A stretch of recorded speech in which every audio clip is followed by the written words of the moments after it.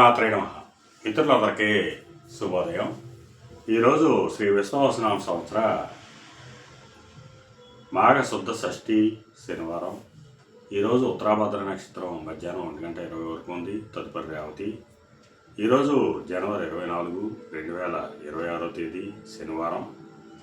ఈరోజు దుర్ముహూర్తం ఉదయం 6:38 దాకా అయితే 8:07 వరకు ఉంది.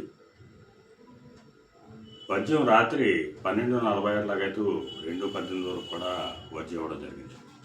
ఈరోజు పంచాంగరీత్యా ఈ రకమైనటువంటి ఫలితాలు గోచరిస్తున్నాయి. అలాగే ఈరోజు నక్షత్రాలు అయినటువంటి ఉత్తరాభద్ర, రేవతి నక్షత్రాలు ఎవరికి తారాబలం కుదురుతుందో మనం పరిశీలించినట్లయితే అశ్విని, మక, మూల ఈ నక్షత్రాల్లో జరిగినటువంటి మన మిత్రులందరికీ కూడా ఈరోజు నక్షత్రాలు అయినటువంటి ఉత్తరాభద్ర, రేవతి నక్షత్రాలు అనుకూలంగా ఉంటాయి.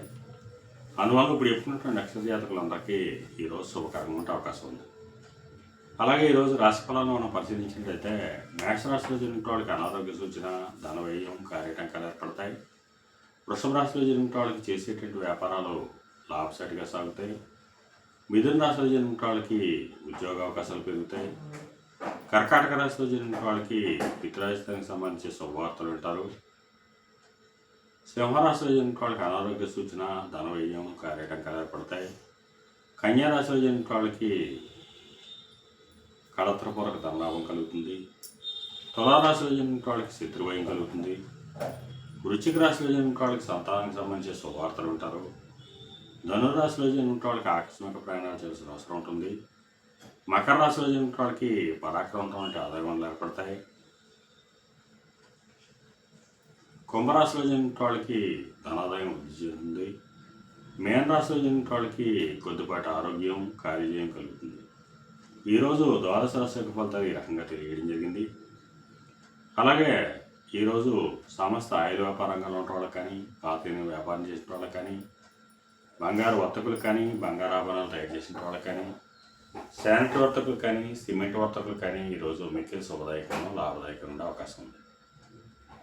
అలాగే పాండిత్యంచే దానం చేసిన వాళ్ళకి అనగా పండితులు కానీ, లాయర్లు కానీ, లేఖర్లు కానీ, ఆడిటర్లు కానీ, విలేకరులకు కానీ శుభకరంగా ఉండే అవకాశం ఉంది. అలాగే కళారంగంలో ఉన్న వాళ్ళకి కానీ, కళాత్మకమైనటువంటి వస్తువులు ప్రయోగకాలు చేసిన వాళ్ళకి కానీ, సుగంధ పరిమళ ద్రవ్యాలు ప్రయోగకాలు చేసిన వాళ్ళకి కానీ, సౌందర్య సాధన ప్రయోగకాలు చేసిన వాళ్ళకి కానీ ఈరోజు మిక్కిలి శుభదాయకంగానూ, లాభదాయకంగా ఉండే అవకాశం ఉంది. ఈరోజు పంచాంగరీత్యా ఈ రకమైనటువంటి ఫలితాలు గోచరిస్తాయి. అలాగే ఈరోజు శనివారం, అందువలన ఆ చంద్రశేఖరుణ్ణి, పరమేశ్వరుణ్ణి ఆవు పాలతో అభిషేకించినట్టయితే సర్వశుభాలు కలుగుతాయని చెప్పి శాస్త్రీత్యా తెలియజేయడం జరుగుతుంది. అలాగే మళ్ళా రేపు శుభోదయం కార్యక్రమంలో మరిన్ని విషయాలు తెలుసుకుందాం. అంతవరకు మన మిత్రులందరికీ మరొకసారి శుభోదయం.